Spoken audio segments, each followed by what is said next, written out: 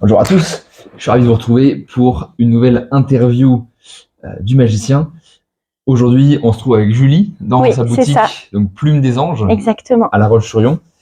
Et ça m'avait intéressé parce que quand j'avais discuté avec votre mari, Oui, il m'avait expliqué que vous aviez eu des expériences un peu particulières. oui, c'est ça. Donc, je vous laisse vous présenter et puis Donc nous moi, je raconter suis votre histoire. Julie, donc je suis gérante de la boutique Plume des Anges à La Roche-sur-Yon. Et également, je pratique en plus de la boutique des soins, donc soins énergétiques, hypnose érectionienne, zéro mental et un petit peu de voyance. D'accord. Et alors, comment vous êtes arrivé du coup Oui. à ce Alors niveau-là? en fait, alors dans mon parcours de vie, en fait, au total, j'ai fait 3 EMI. Donc une première EMI à la naissance dont je me souviens vraiment pas du Pour tout. ceux qui ne sauraient pas ce que c'est une EMI. À une expérience de mort imminente, c'est-à-dire qu'en fait, mon cœur s'est arrêté un laps de temps. Alors, je crois que quand je suis née, c'était assez court. Et j'ai vraiment aucune conscience de ça. Après, j'en ai fait 2 autres où j'ai vraiment eu réellement un souvenir où je me souviens de tout. Et là, c'était lorsque j'ai accouché de mes enfants. Donc, il y a 13 ans en arrière pour la première EMI. Puisque mon grand a 13 ans, du coup, il est né grand préma.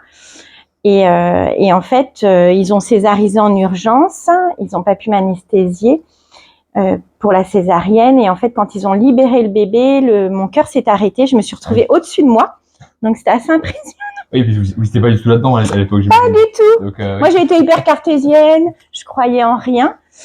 Et du coup, ça m'a vraiment fait un choc de me retrouver au-dessus de moi déjà, parce que là, je me suis dit, ben mince, qu'est-ce qui se passe? Et puis, je voyais tout le monde s'activer et en même temps, je me voyais moi allongée et plein de gens autour. Donc, c'était un petit peu étrange au début. C'est comme si, en fait, j'avais une vision à 360. Donc, c'était assez surprenant. Ensuite, j'ai commencé à me promener un petit peu dans l'hôpital. Et après, l'hôpital s'est désagrégé et je me suis retrouvée dans un tunnel. Et, euh, et là, ça a été un petit peu étrange parce qu'il faisait noir, il y avait une petite lumière au fond. Donc, je commence à avancer. Mais pareil, c'était bizarre parce qu'en fait, c'est comme si j'avais plus ma réelle conscience et en même temps, j'avais de la conscience. Enfin, c'était un petit peu troublant. Et il y a des gens qui sont venus à moi dans ce tunnel que je ne connaissais pas du tout et qui m'ont dit allez, allez. Donc, je commençais à marcher un peu plus vite. Donc, je les ai suivis. Parce que du coup, quand vous sortez du corps, Oui. on a encore la perception de son corps Oui. ou pas du coup. Alors, pas du tout. Pas du tout. On est vraiment pur esprit.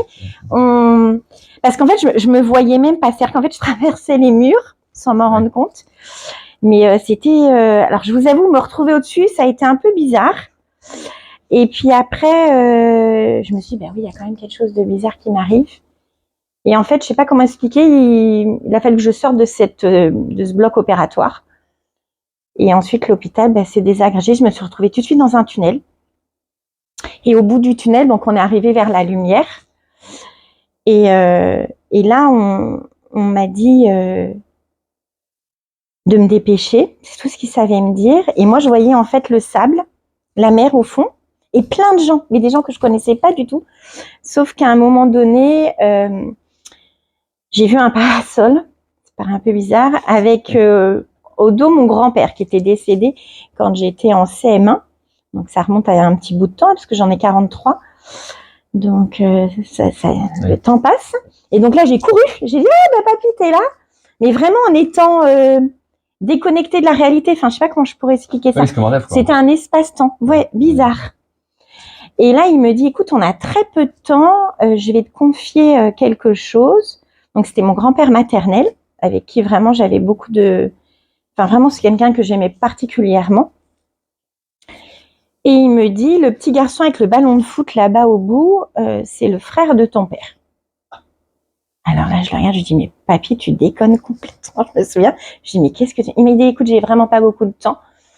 Il faut que tu saches ça. Donc là, il commence à me décrire, voilà, comment il est décédé, ce qui s'est passé, etc. Et on vient me chercher en me disant, il faut y retourner. Alors moi, je dis, bah non, je suis trop bien là. Alors que je venais d'accoucher, donc c'est comme si j'avais plus conscience de la réalité de ce monde d'ici.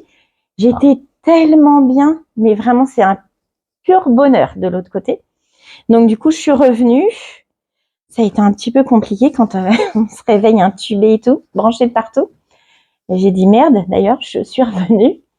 Mais bon, c'était comme ça. Et ensuite, j'ai confronté mon père seul à seul, où il est devenu blanc comme un cachet d'aspirine, comme on dit. Et il m'a dit, bah oui, comment tu sais ça? Même ta mère est pas au courant.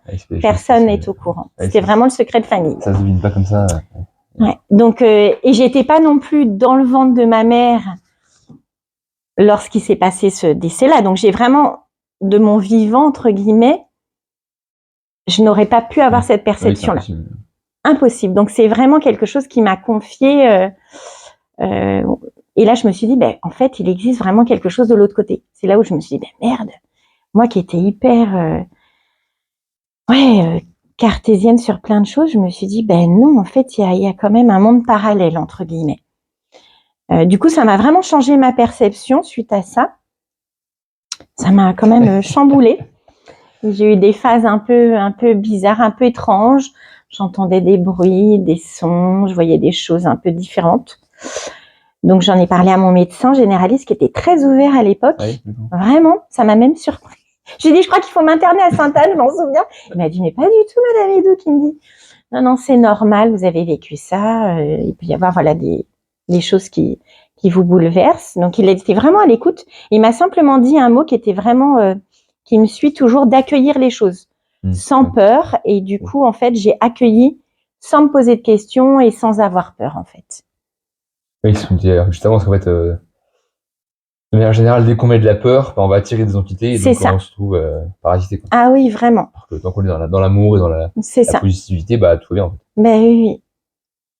Et la deuxième EMI, là, celle dont je vous ai parlé, c'était quand même assez surprenant. C'était l'anesthésiste, donc qui est venu pour essayer une anesthésie, mais qui n'a pas réussi. C'était son dernier jour, il partait à la retraite. C'est impressionnant de le dire, comme quoi, des fois, les rencontres, donc il était surpris de voir quelqu'un comme ça, qui pouvait pas anesthésier. Il était, un peu inquiet. Et lors de ma troisième EMI, donc la dernière, pour l'instant, à l'heure d'aujourd'hui, donc c'était pour mon deuxième enfant, Mathis, donc c'était il y a 9 ans, donc 3 ans après la première. Là, l'anesthésiste que j'ai rencontré, il s'appelait Sébastien et il venait juste d'avoir son diplôme. Donc tout nouveau, donc à l'opposé du premier. Voilà, donc c'était assez troublant du coup pour les deux. Je crois que je les ai vraiment marqués parce que la deuxième fois, je m'y préparais. C'est-à-dire que Mathis est sorti, Olivier a pu assister à la césarienne. Et du coup, il prend Mathis et puis je lui dis, bah, ça va Mathis? Il me dit oui. Et je lui dis, bah, tant mieux parce que moi, ça va pas aller. Alors tout le monde rigolait autour de moi en me disant, mais non, madame Edo, tout va bien se passer et tout. Et là, j'ai commencé en fait à me vider de mon sang, comme on dit, à faire une énorme hémorragie. Et là, pareil, mon cœur s'est arrêté à nouveau. Alors là, ça a été un peu plus compliqué puisque donc je suis sortie de mon corps et donc j'ai à nouveau vu tout le monde s'activer, dire code rouge et le médecin, donc le gynécologue obstétricien qui dit bah écoutez, on va noter l'heure de décès. Donc moi j'étais là, je me disais bon, c'est pas possible. Là j'avais quand même cette conscience de me dire merde, j'en ai quand même 2 enfants. Et il a dit oui, si dans 10 jours elle se réveille pas, bah voilà, elle sera décédée. Et du coup, en fait, moi, j'ai couru. Je sais pas pourquoi, je me suis retrouvée tout de suite, en fait, dans la chambre où il y avait Olivier qui tenait Mathis dans ses bras. Et en fait, il y avait un grand orage. Je me souviens, il était devant la fenêtre. Il y avait un orage. Et en fait, j'essayais de toucher Olivier. Et en fait, il ne me sentait pas. Il était... c'était troublant parce qu'en fait, je disais, mais je suis là. Et en fait, il n'avait pas cette conscience que j'étais là. Alors, c'était un peu frustrant, j'avoue, parce que je disais, mais non, je suis là. Parce qu'il parlait à Mathis, tout petit. Donc, c'est vrai que ça m'a marqué, quoi. Un peu ce que les guides doivent ressentir quand les c'était un peu rageant, je dirais. Et puis après, pareil, l'hôpital s'est désagrégé. Je me suis retrouvée à nouveau dans le tunnel. Et là, franchement, j'étais tellement bien que je continuais d'avancer. Ouais, là, vraiment, tout était fluide. Et c'est vrai que j'ai oublié de préciser quelque chose d'hyper important. Quand on passe de l'autre côté, entre guillemets, on est rempli vraiment d'une sensation hyper intense, d'un bonheur comme on peut pas retrouver sur Terre. Souvent, je dis, quand on fait l'amour avec Olivier, je lui dis, bah tu vois, là, j'ai eu un orgasme, mais de l'autre côté, c'est multiplié par 100. En fait, c'est un sentiment de plénitude, quoi.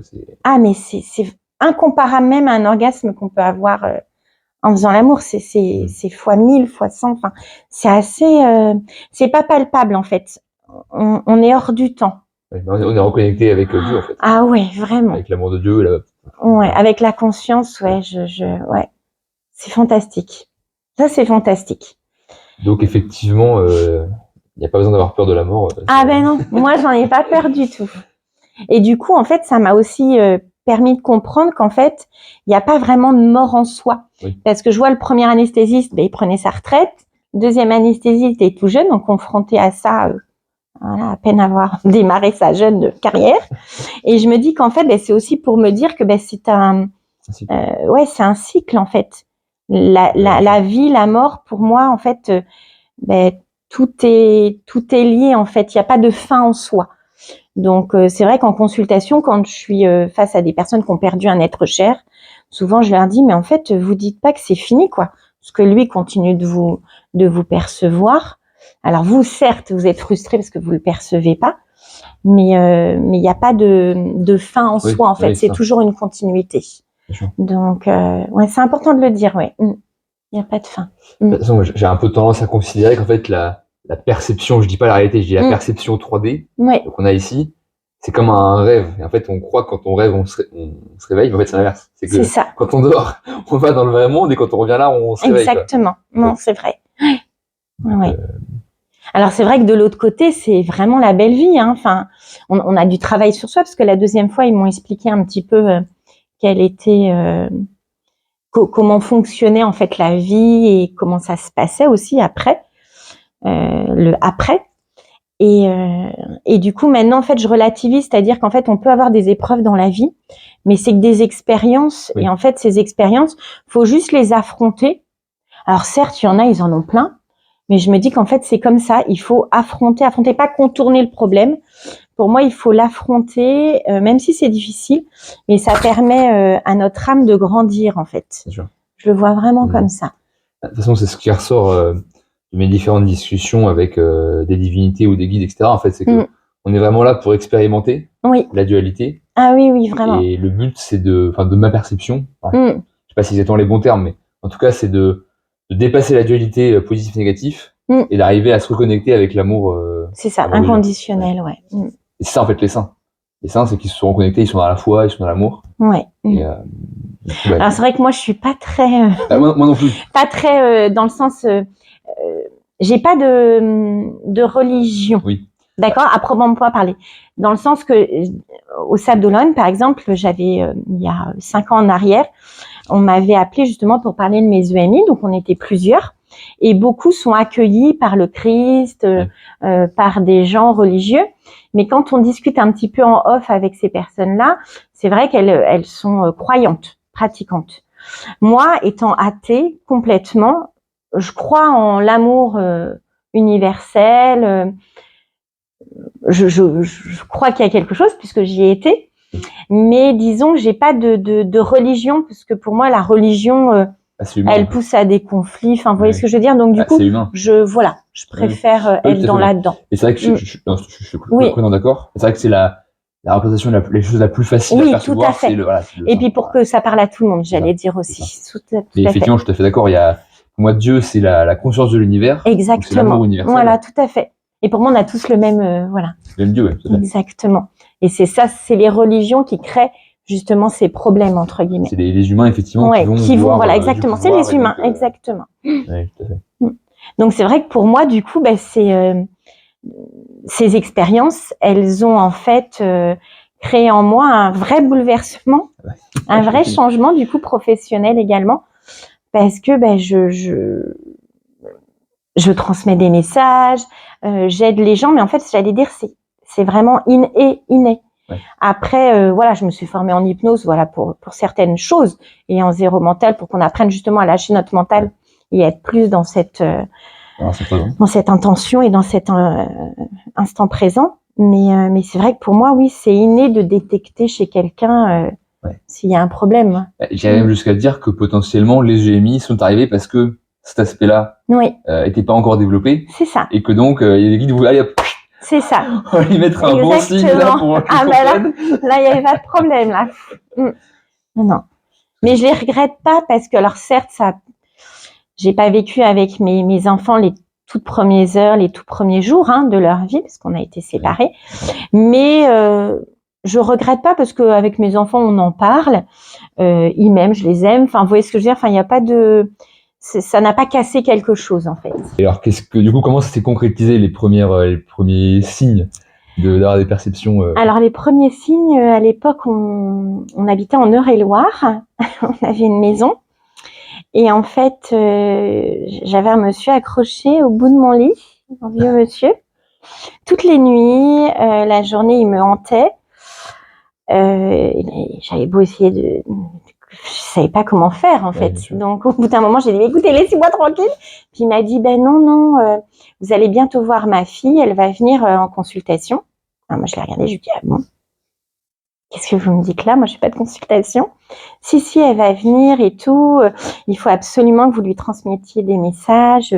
Tant que ça sera pas fait, je vous embêterai toute la nuit. Bon. Alors moi, je me suis formée entre-temps, donc il s'est passé quand même quelques mois où il a été au pied de mon lit toutes les nuits, jusqu'à ce qu'une dame m'appelle et elle me dise, voilà, je suis la fille, vous avez acheté la maison de mes parents. Alors moi, j'étais là, je dis, merde, il y a pas longtemps, c'est vrai qu'il m'a dit ça quand même. Et donc, du coup, on prend rendez-vous et elle vient, en fait, c'était pour de l'hypnose. D'accord. Donc, et puis en fait, dès qu'elle est arrivée, j'avais le mot tortue. Alors j'ai dit, excusez-moi, mais vous n'allez pas payer votre consultation, vous allez me prendre pour une folle. Mais voilà, moi je vous dis, tortue, je vais vous parler de porte-jartel rouge, de votre chien tous les soirs qui se met à côté de vous. Et là, elle fond en larmes. Et elle me dit, mais tout ce que vous me dites, mon mari m'a acheté, avant de décéder, un porte-jartel rouge. Mon chien, tous les soirs, il se met à mes pieds et il me fait ça. Ben, j'ai dit, voilà, c'est votre mari qui veut vous dire qu'il est là. Donc, arrêtez de pleurnicher, entre guillemets, de vous apitoyer sur votre sort. Enfin, voilà, il est toujours là. Donc, Tortue, ben, c'était le nom, c'était comme ça que mon père m'appelait. Donc, voilà. Pourquoi pas? Donc, c'était quand même assez surprenant. Oui, donc, pour elle, ça lui parlait, mais pas pour moi du tout. Oui. Donc, c'était vraiment la première fois où j'ai transmis des messages. Donc, c'était vraiment des mots, des bribes de choses que je ne comprenais pas forcément, mais en tout cas que la personne comprenait. Et le soir, donc cette dame est passée l'après-midi, le soir, j'ai dormi. Il ne m'a plus embêtée, il n'était plus là. Donc c'était plutôt chouette d'avoir réalisé ça. Et je me suis dit, c'est quand même bizarre ce qui m'arrive. Et après, au fur et à mesure des mois, des années, j'ai un petit peu plus compris en fait ce qu'on me disait. C'est-à-dire quand on me transmettait un mot, il y avait une phrase, il y avait des choses qui arrivaient. Au fur et à mesure. Exactement. Oui, tout à fait. Oui. Et j'ai jamais cherché, j'avoue, à rencontrer un autre médium ou à faire des formations, parce qu'en fait, je me suis dit, ben non, j'avais toujours en tête ce que m'avait dit le généraliste, accueillez, lâchez prise, n'ayez pas peur. Et du coup, en fait, je me suis laissée porter, en fait. D'accord. Et je me suis aperçue qu'en fait, il n'y a rien qui fait réellement peur. Oui. C'est en fait notre cerveau à nous qui interprète et qui nous rappelle peut-être des films d'horreur, entre guillemets, qu'on aurait vus et qui du coup crée une peur en nous. Mais réellement, les personnes, elles ne font pas de mal, quoi. Même si elles font bouger des choses, c'est simplement qu'elles ont besoin de nous transmettre. Vous voyez, quelque chose. La première fois qu'on entend du gravé qui crisse la nuit. C'est ça. Ben voilà, ou une odeur aussi. Mais c'est vrai que souvent, je dis aux gens quand je me déplace, des fois dans des maisons où il se passe des problèmes, je leur dis mais il faut pas avoir peur. En fait, la personne, elle essaie juste de communiquer avec vous et elle a besoin d'aide. En fait, c'est tout. Oui. Donc. Oui, mais ça va être les morts, comme ils sont morts, ils ne peuvent plus récupérer l'énergie. C'est ça. Comme les humains, ils sont obligés de prendre de l'énergie. Après, c'est plus des démons, ça. En fait, de manière générale, un truc hyper important, parce que souvent, effectivement, vous disiez tout à l'heure, je savais pas comment faire. En fait, la simple intention fonctionne, en fait. Ah oui, tout à fait. Donc, si il y a je sais pas, vous vous sentez mal, bah, vous dites pars. Et il part. Et voilà. Tout à fait. Ça, c'est vraiment la première. J'ai une dragonne qui m'enseigne de la magie. Et elle m'a dit la première chose, c'est l'intention. C'est ça. Quelle est ton intention? En fait, l'intention, c'est 80% du truc, quoi. Tout à fait. Et donc, à partir du moment où on met une intention, bah, ça marche, en fait. Mais oui. Donc, il n'y a pas besoin de compliquer les trucs avec des sorts, des machins, des trucs. Juste intention. Je pense que si on a la bonne intention du cœur et qu'on fait ça sans ego, ça peut que fonctionner. Oui, exactement. Et que c'est aligné dans l'amour. Voilà, exactement, ouais. Et sans ego, je pense que c'est important de le dire aussi à vos... Alors, comment vous définiriez l'ego, du coup? Ben, en fait, pour moi, beaucoup de gens vont voir des médiums, des énergéticiens, et souvent ils ressortent en disant « on m'a dit que j'avais de l'énergie en moi, que j'étais capable de faire ça et ça ». Et en fait, moi, je déconstruis un petit peu tout ça en disant simplement qu'en fait, on a tous de l'énergie en nous et qu'en fait, là, la personne, elle a simplement flatté votre ego. Et souvent, ben, les gens, c'est vrai, dès qu'on leur dit ça, ils ont comme s'ils étaient supérieurs aux autres. Oui. Alors qu'en fait, on a tous de l'énergie, on est tous capables de soigner, d'accompagner des gens dans un mieux-être, en fait, un mieux vivre. Et pour moi, c'est important quand même de le rappeler, de ne pas justement être dans cet ego spirituel que j'appelle, parce que cet ego spirituel fait qu'on va se choper justement des choses un peu pas très bonnes. Parce qu'on va pas forcément être bien à la bonne hauteur et bien aligné. Ouais. Ouais, c'est vrai. Vous voyez? Parce que c'est vrai que souvent les gens viennent et ils me disent, ça y est, je vais devenir magnétiseur. Et puis moi, je leur dis, ouais, mais... Enfin, tout le monde l'est, quoi. Oui, ça. Tout le monde a une intention et des capacités. En fait. Comme il n'y a pas besoin forcément de formation. Pour moi, l'énergie, elle est autour de nous. Elle est dans les arbres, elle est dans les chaises, elle est dans tout. Vous voyez ce que je veux dire? Enfin, elle est vraiment autour de nous. C'est ça qui tient la matière. C'est ça. En fait. Si on a vraiment la bonne intention de, par exemple, si vous avez mal au coude, je vais mettre ma main et puis je vais juste me centrer en me disant, je vais l'apaiser. Ça va fonctionner. Oui, tout à fait. Vraiment. Il n'y a pas... Ouais. On est tous énergie, on est tous issus du Big Bang. C'est le fameux bisou magique. Voilà, exactement, tout à fait. Magique, pourquoi ça marche? Parce exactement. Il y a une intention qui est mise. Tout à fait. C'est comme nous, on vend des pierres, mais comme je dis souvent aux enfants, même le petit caillou que tu trouves dans la rue, c'est important de le garder parce que c'est l'intention que tu y mets dedans. Oui. Vous voyez, pour moi, tout est énergie. Oui. Elle a intégré ça les derniers jours là. Peut-être qu'effectivement l'énergie, ce qu'on appelle l'éther, le prana, etc. Oui. En fait, c'est l'amour de Dieu. Exactement. Et donc, il est partout.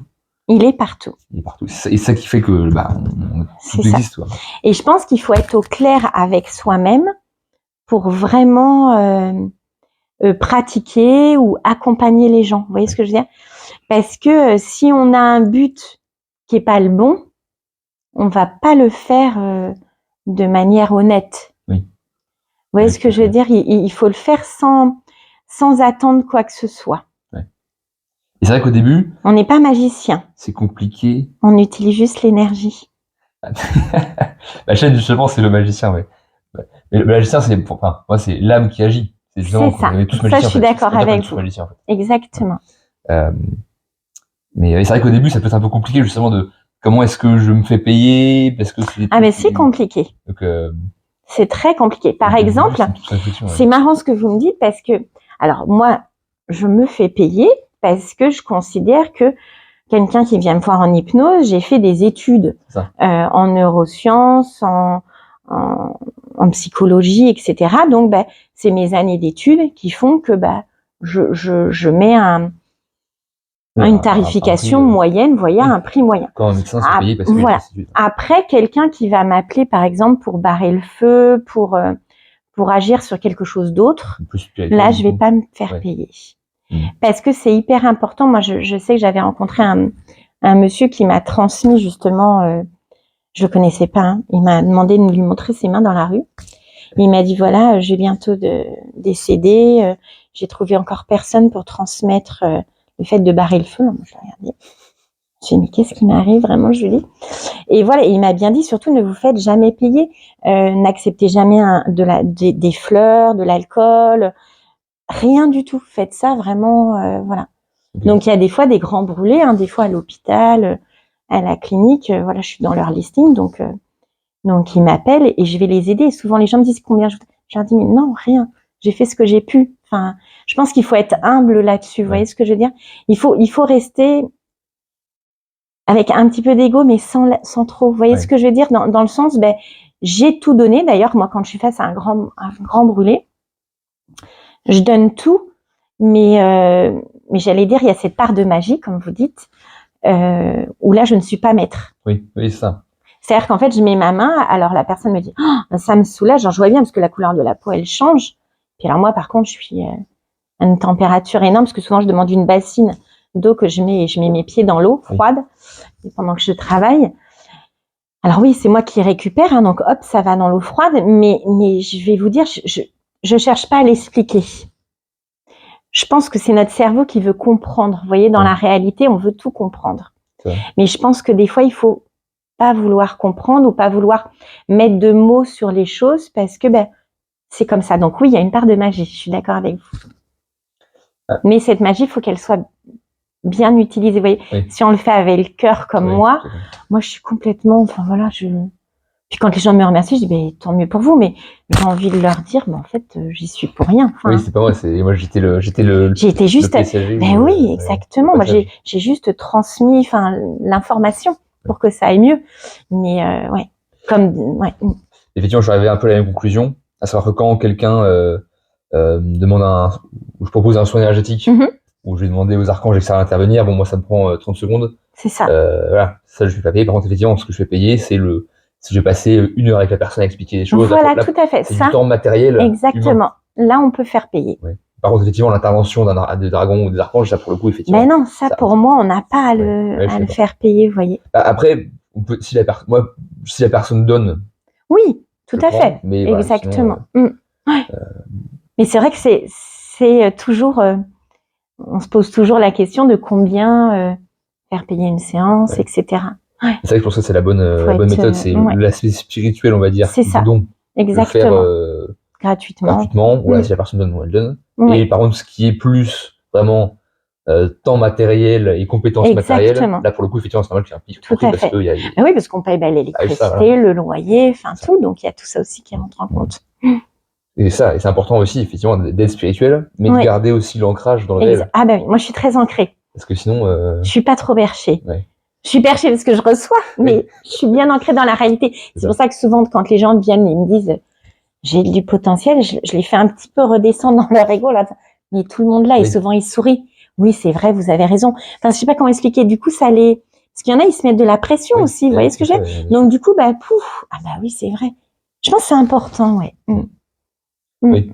Et justement, mon travail, c'est de faire en sorte que tout le monde prenne conscience de ses capacités et qu'il les utilise. Oui. Je pense pour un monde meilleur, entre guillemets, il faudrait vraiment que tout le monde prenne conscience de sa magie intérieure. Et à quel point est-ce qu'en fait, par notre intention... L'intention, exactement. La pensée, l'intention, mais on peut faire vraiment que le monde soit meilleur, sincèrement. Ah oui, parce que ça va faire un égrégore, et je vous assure, tout le monde irait mieux. Et déjà, effectivement, juste de comprendre qu'en fait, l'univers, il fonctionne en termes d'énergie. Tout à fait. Donc, si on se dit, ah là là, j'ai peur, j'ai pas d'argent, machin truc, ça va pas, je suis naïf, j'ai pas d'argent, en fait, l'univers, il comprend, ok, il veut ne pas avoir d'argent. C'est ça. Il comprend l'énergie. Ah oui. Et donc, de mettre de l'énergie sur, ok, qu'est-ce que je veux? Quelle est mon intention? Est-ce que mon intention, c'est de pas avoir d'argent? Est-ce que mon intention, c'est de pouvoir vivre correctement, de pouvoir subvenir à ses besoins. Moi, c'est souvent ce que je dis quand je me couche. Je dis, je remercie mes aides de lumière parce que je les appelle comme ça pour cette journée et merci toujours de faire que j'ai la prospérité pour nourrir ma famille. C'est ça. Je demande pas plus en fait, juste nourrir ma famille et être heureuse. Je pense que c'est c'est ce que tout le monde devrait demander. Mais aussi parce que là, on n'a pas appris. Oui. Je pense qu'aussi. Bon. Ça fait peut-être aussi partie de notre culture, hein. À mon avis, c'est fait exprès parce qu'il y a des démons qui récupèrent l'énergie de tout le monde et donc c'est vrai.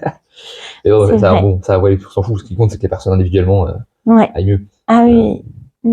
Et effectivement, ce que je dis souvent, c'est que en fait, le but, c'est pas de détruire le système actuel. C'est de construire à côté un nouveau système où chacun vit mieux, vit bien. Et en fait, naturellement, quand suffisamment de personnes auront fait le changement, et ben, la société va basculer et ça se fera naturellement, en fait. Oui. Prendre conscience de tout, de ce qu'on consomme, de l'alimentation, du circuit court. Je pense qu'il faut prendre conscience de tout ce qui nous entoure, de tout notre potentiel à chacun. Et je pense que le monde ira vraiment beaucoup mieux. On sera plus avec ces grandes industries là qui supervisent le monde, quoi, entre guillemets. C'est ça. Et qui sont uniquement pour le profit. Eux pour le profit, exactement. Mais effectivement, c'est important de toujours commencer par soi-même. Ah oui, vraiment. Parce que si on se dit, mais regardez les connards, machin, il faut toujours. Des fois, c'est vrai que mon mari s'énerve de temps en temps, entre guillemets, ce qui est normal. Je pense qu'en lui, voilà, il y a une certaine révolution. Et du coup, souvent, je lui dis, mais Olivier, avant de t'énerver ou que le monde t'agace, change-toi déjà, ta perception des choses, ta vision des choses. Si on le fait tous, tu verras que autour de soi, ça changera. Ouais, bien sûr. Vraiment, je le pense. Ouais. Complètement. Ouais. Ah oui. Parce qu'en fait, on change soi. Donc, en changeant sa vibration, les gens autour vont commencer à changer. Puis là, ça fait tache d'huile. Ah oui, vraiment. Ouais.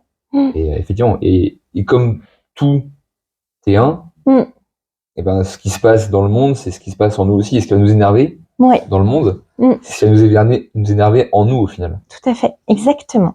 Et ça fait un effet miroir. C'est pour ça qu'il faut qu'on travaille toujours.